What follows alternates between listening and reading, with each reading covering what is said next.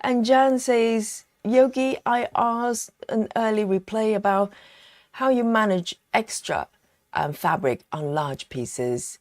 Would you be kind enough to show me how to do it? Yes, yes. So some people might be wondering, how do you manage the fabric around your hoop? So it might be slightly different if you're using other, frames, or maybe Q-snap. Q-snap should be relatively similar.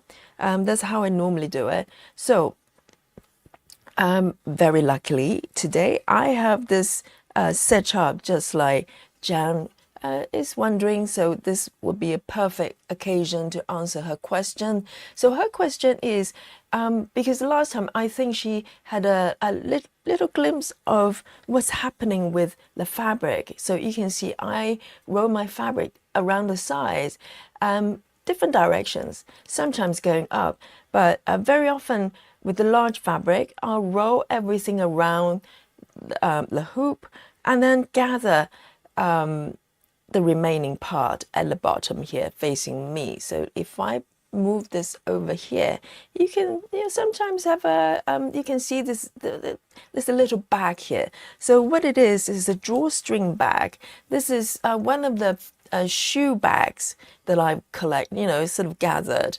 accumulated throughout the years. Sometimes when you buy shoes or maybe slippers or whatever it is, it comes with a little drawstring bags. So I just keep them, they're perfect size, and I just gather the bottom of the fabric and tuck everything under the bag like this to protect it. And drawstrings is great, so all I have to do is just pull a string and make a little tie there, and I use the fabric clips to just clip it in place. So you kind of stay where it is. So this is how I do it. It works really well. So when I have most of the fabric is at the bottom, I do it this way.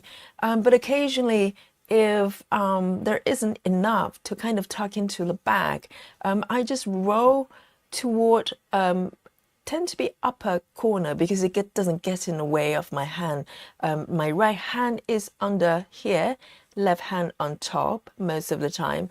So I want to clear this space. So you can see when I roll my fabric, this bit tends to stay on top. I don't want it to come underneath to get in the way of my arm to go under. So it's very personal setup here.